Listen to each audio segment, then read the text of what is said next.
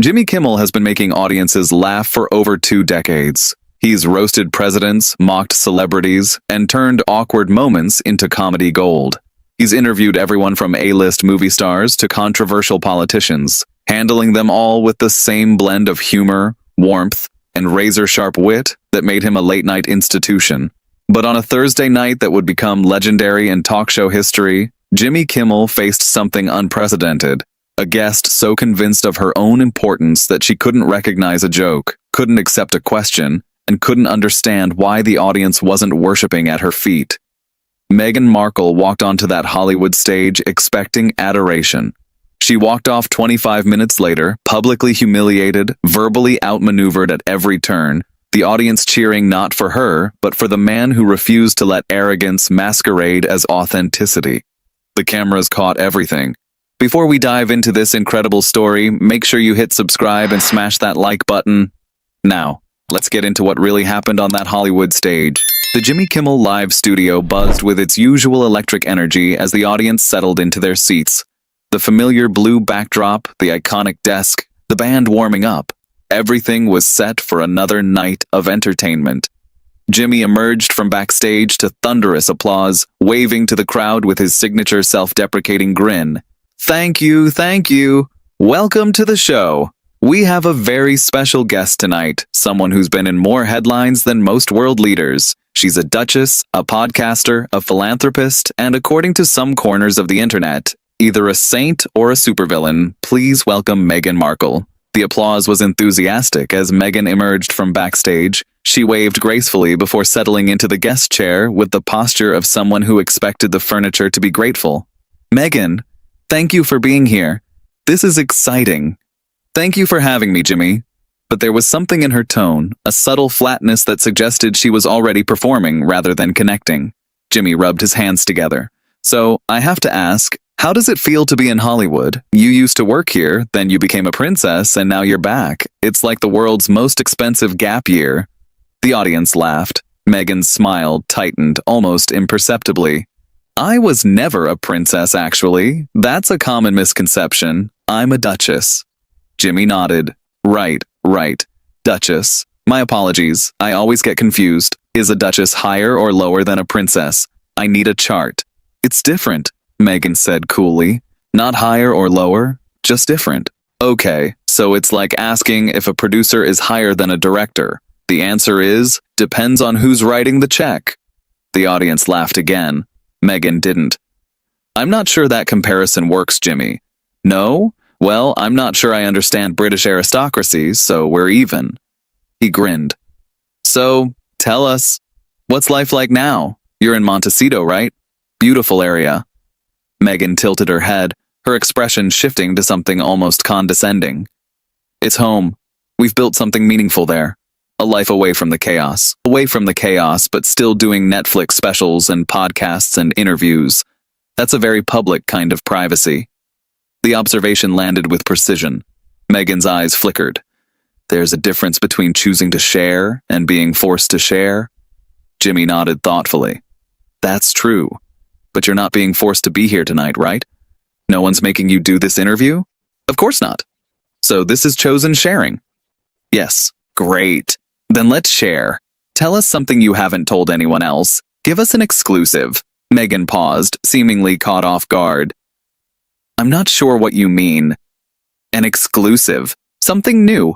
Something the other shows don't get. That's kind of how this works. You come on, you promote something, you give us something special so people remember the interview. I'm not here to give exclusives, Jimmy. I'm here to have a conversation. A conversation usually involves information exchange. You tell me something, I respond. We go back and forth. So far, you've told me where you live and that you're not a princess. I could have gotten that from Wikipedia. The audience laughed. Meghan's smile had become fixed, almost frozen. I think meaningful conversation is about more than trading information, sure. But we're not having meaningful conversation either. We're having careful conversation. There's a difference. Meghan shifted in her seat, visibly recalibrating. What would you like to know? How are you? Really? Not the PR answer. The real answer. I'm wonderful. Thriving, actually. Jimmy tilted his head. Thriving. That word comes up a lot with you and Harry. It's like your brand. We're thriving. But you say it the way people say, I'm fine, when they're clearly not fine. I am fine. I'm better than fine. But here's the thing. Happy people usually don't need to announce it. They just are happy. The constant insistence is kind of the tell. Meghan's eyes narrowed. The tell of what? That maybe things aren't as thriving as advertised. When a restaurant puts world famous on the sign. If you have to say it, it probably isn't. The audience laughed. Meghan did not. I don't appreciate the implication. There's no implication. I'm just making an observation. You've told me you're thriving 3 times in 2 minutes. That's a lot of thriving. Because people keep questioning whether I'm happy, so I answer. And your answer is always the same word. Thriving. It's very consistent. Almost like a talking point. Meghan's voice took on an edge. It's not a talking point, it's the truth. Oh, great, you're thriving. I believe you. Thousands wouldn't, but I believe you. The audience chuckled at the reference. Meghan's face reddened slightly. What's that supposed to mean? It's just an old expression. Thousands wouldn't.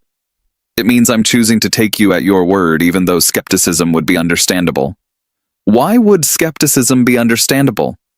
Because you've spent 5 years telling everyone how unhappy you were, and now suddenly you're thriving. That's a big shift. People have questions. People can have whatever questions they want. That doesn't mean I owe them answers, Jimmy nodded. True. But you're on my show. And my show is basically just questions. That's the whole format. Meghan took a visible breath. Let's talk about something else. Sure. How's Harry? The shift in Meghan's demeanor was immediate. A wall going up so fast it was almost audible. I'd prefer not to discuss my husband. Jimmy's eyebrows rose. Really? But he's half your brand. You're the Sussex package deal, like Batman and Robin, but with better outfits. We're individuals with our own identities. Of course. But you came to fame as a couple. You left the royal family as a couple. You did Oprah as a couple. The Netflix thing was about your coupleness. Harry is kind of central to your whole narrative. That doesn't mean I have to discuss him in every interview. This is the first time I've asked. We've been talking for like 4 minutes. And already you're asking about Harry.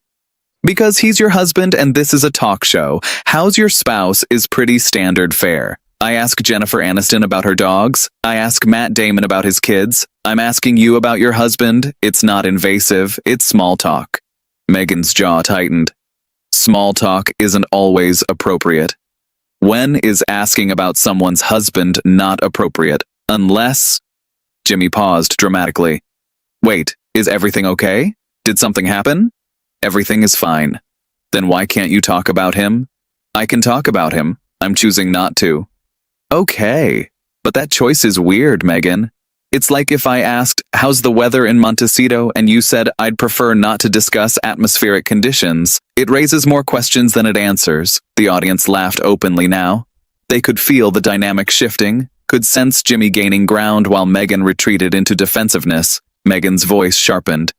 You're being deliberately obtuse. I'm being deliberately curious. There's a difference. Obtuse would be not noticing that you're avoiding a simple question. Curious is wondering why. There's no why. I just don't want to discuss him tonight. But you'll discuss him in books, documentaries, and other interviews. Just not this one? That's correct.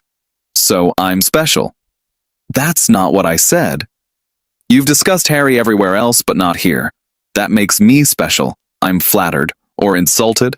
I honestly can't tell. Meghan stood slightly, then sat back down, a false start that betrayed her agitation.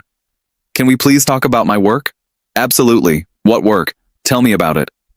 We're doing important things through the foundation. Meaningful, substantive work that's changing lives. That sounds great. What specifically?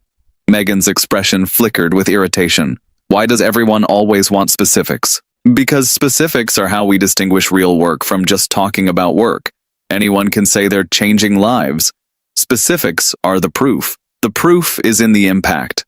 What impact? Give me an example. One story. One person whose life you've changed. Meghan hesitated. It doesn't work that way. We're addressing systemic issues, not individual cases. Systemic issues are made up of individual cases. That's literally what systemic means. A system affecting individuals. So who's been affected? I'm not going to reduce our work to sound bites. I'm not asking for sound bites. I'm asking for evidence. You say you're doing meaningful work. I believe you. Now help me understand what that looks like. Meghan's voice rose slightly. It looks like commitment. It looks like showing up every day for causes that matter. Which causes? Women's empowerment, children's welfare, mental health. Great. Those are categories. What are you actually doing within those categories? We're creating platforms for voices that don't get heard. Whose voices? Women from marginalized communities. Which women? What communities? Meghan, I'm trying to give you a chance to explain your work, and you keep answering in corporate mission statement language. It's like asking someone what they do for a living and they say, I leverage synergies to optimize outcomes. That's not an answer. That's word salad. The audience laughed. Meghan's face flushed with unmistakable anger. I don't appreciate being mocked. I'm not mocking you. I'm pointing out that you've been talking for 5 minutes and haven't actually said anything. That's not mockery. That's observation. Your observations feel very hostile. Hostile? I asked about your husband. You refused. I asked about your happiness. You gave me a talking point. I asked about your work. You gave me buzzwords. At some point, you have to give me something real, Meghan. Otherwise, what are we doing here? Meghan crossed her arms, her posture becoming defensive. We're having a conversation that you keep derailing. I keep derailing? I've asked 3 questions. How are you? How's Harry? What's your work? Those are literally the most basic interview questions. You've treated each one like it's a trap. Because they are traps. You're trying to get me to say something you can use. For what? For headlines, for clicks, for whatever drives your ratings. Jimmy sat back, genuinely seeming to consider this. Okay, let's follow that logic. If I wanted headlines, I'd ask you controversial stuff. Is Kate really a villain? Did the palace try to destroy you? What's William really like? Those would be headline questions. Instead, I asked how you're doing and what you're working on. If those feel like traps, the problem might not be the questions. The problem is the framing. What framing? I literally said, tell me about your work. That's the most neutral frame possible. There's no angle. There's no gotcha. There's just curiosity. Your curiosity feels very pointed. Because I actually want answers. That's what curiosity is. And you're not giving me any. You're giving me deflection dressed up as caution. Meghan's voice dropped to something cold. Maybe I'm cautious because I've been burned before. By who? Not by me. I've never interviewed you. I've never written about you. I've made a few jokes on the show, but I make jokes about everyone. It's my job. You can't hold me responsible for things other people did. You're part of the same media ecosystem. So is everyone with a camera or a keyboard. Should no one ever ask you questions because someone else was unfair once? Once. Constantly. Okay, but I'm not constantly. I'm right now. And right now, I've been nothing but friendly. I've made a few jokes, which is what I do, and I've asked basic questions. If that's too hostile for you, I'm not sure what you were expecting from a late-night comedy show. The audience murmured with appreciation. Jimmy had touched something real, the absurdity of coming on a comedy show and expecting reverence. Meghan took a breath, visibly trying to regain composure. Let's start over. Happy to. Fresh slate. What would you like to talk about? I'd like to talk about women's empowerment and the work I'm doing to uplift female voices. Great. Tell me about it. Specifics this time. Meghan opened her mouth, then closed it. For a moment, she seemed genuinely lost. Jimmy waited. The silence stretched. I created programs that address systemic barriers. Meghan, Jimmy's voice was gentle but firm. You keep saying systemic barriers and programs without naming a single actual thing. It's like saying, I cook food when someone asks what you made for dinner. It's technically answering without actually answering. These things are complicated. So explain the complication. I'm literally giving you unlimited time to tell me about your life's work, and you can't describe it without buzzwords. That's concerning. Meghan's eyes flashed with anger. What's concerning is your attitude. My attitude is curious and increasingly confused. Those aren't concerning emotions. They're rational responses to vague answers. My answers aren't vague. Name one program. We have several. Name one. Meghan went silent. Jimmy didn't gloat. He just waited, letting the silence speak for itself. Finally, Meghan spoke, her voice tight with controlled fury. "You're deliberately trying to humiliate me. I'm asking you to describe your work. If that's humiliating, maybe the work isn't as substantial as you've claimed." "How dare you?" "I dare because it's my job. It's literally what I'm here for. I ask questions, guests answer them. That's the social contract of talk shows. You agreed to this appearance. You came here voluntarily, and now you're mad that I'm doing exactly what talk show hosts do." Meghan grabbed her purse from beside her chair. "I think we're done. We're only 12 minutes in. We have another segment planned. I don't care. This has been hostile from the start." Jimmy shook his head slowly. "Meghan, I've been doing this for 20 years. I've interviewed presidents who were friendlier than you've been tonight. I've asked you softball questions that you've treated like grenades. If this feels hostile, I don't know what friendly would look like."